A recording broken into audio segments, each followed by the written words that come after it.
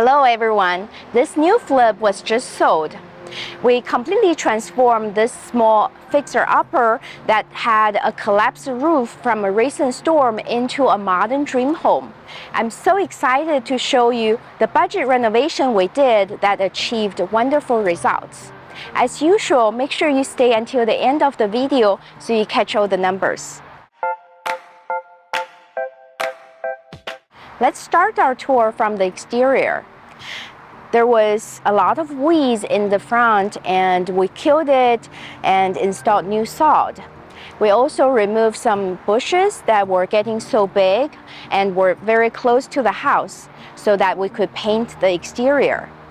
The home had a dark green accent that looked very dated.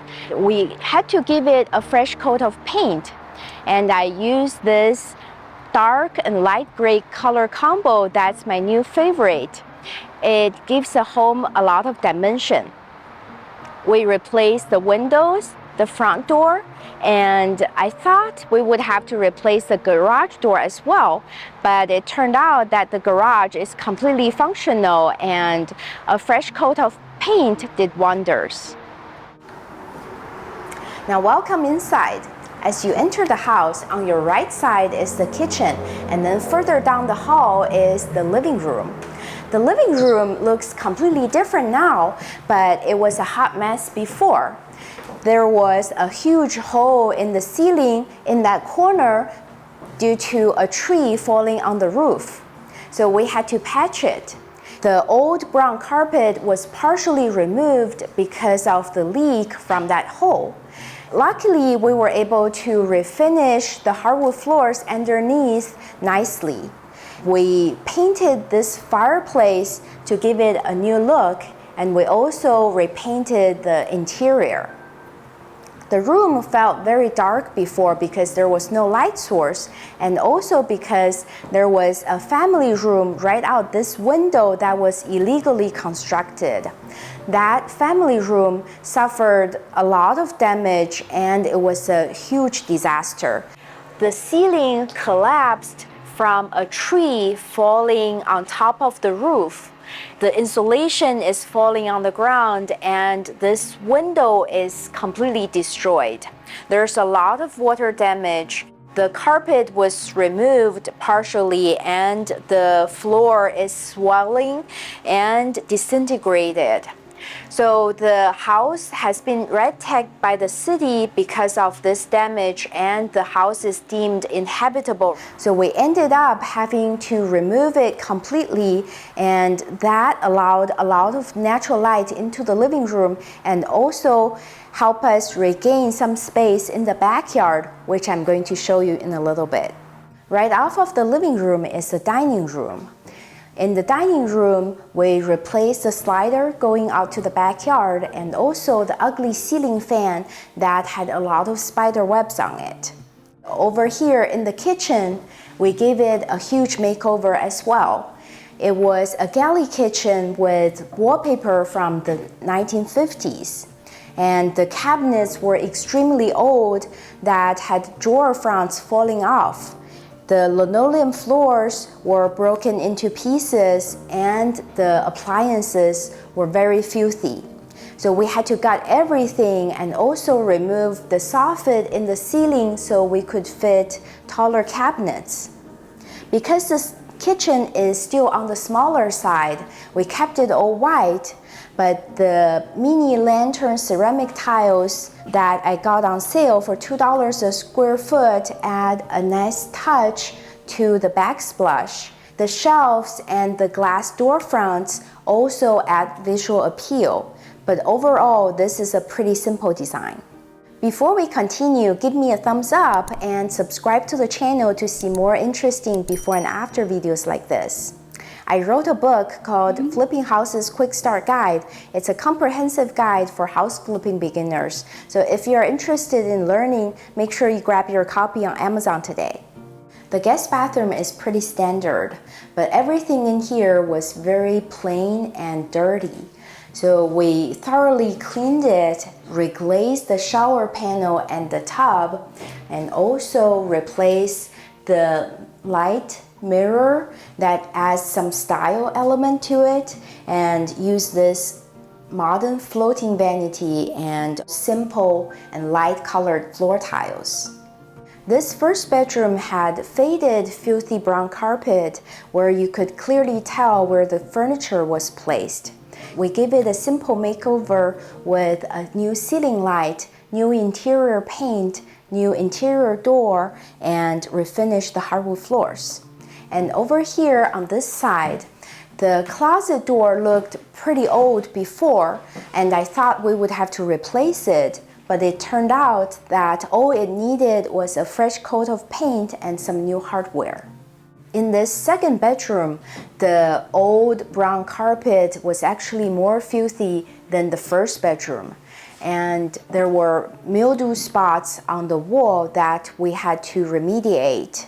Other than that, the scope of work was pretty much the same as the first bedroom, but you can tell clearly that with proper staging, this room actually feels a lot bigger than before. The primary bedroom is slightly bigger than the other two bedrooms.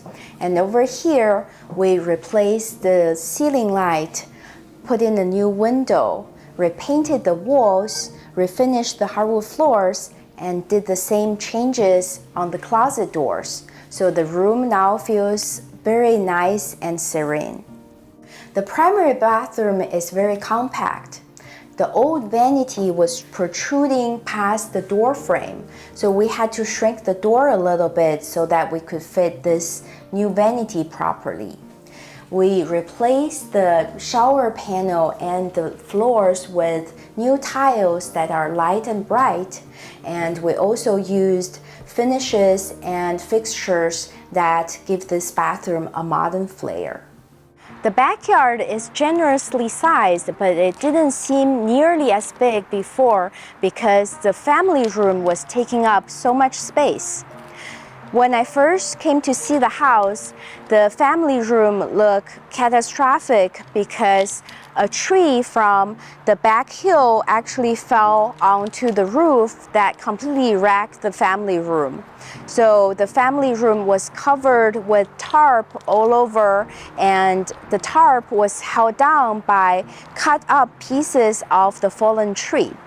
After we removed the family room, we had to repair the damaged roof and gutters, but we were able to regain a lot of space on the patio. So this large patio gives the next owner a lot of options for entertainment. Over here on the side yard, we installed new sod that makes the backyard more enjoyable. This large shed was pre-existing before, and we give it a makeover inside and out so that it can be used either as storage or as a workshop or even an office. So it provides a huge bonus to the next buyer. Over here at the back of the property line, you can see the remainder of that tree is still on the hillside where there's a PG&E easement. We believe that when the tree fell, it knocked down the power lines in the back and also knocked over a portion of our back fence. It took PG&E a few months to do the repairs, and we also had to replace this portion of the fence. This renovation tour wouldn't be complete without a whole house walkthrough. The dark and dingy living room got a fresh makeover and became light and bright. We didn't remove any walls because this is a lower priced home and we had to watch the budget. Moving over to the bedroom and bathroom side, we were able to complete the renovation without breaking the bank because even though they looked terrible before, there were surfaces that we could save by cleaning and refinishing, like the shower panel and tub in the guest bath. The primary bedroom and bathroom are compact, so it was important to update them with simple and practical finishes. I'm really pleased with the closet makeover, and I'm glad that we didn't just get rid of them. I'm going to share the house flip numbers right after this. Don't go anywhere.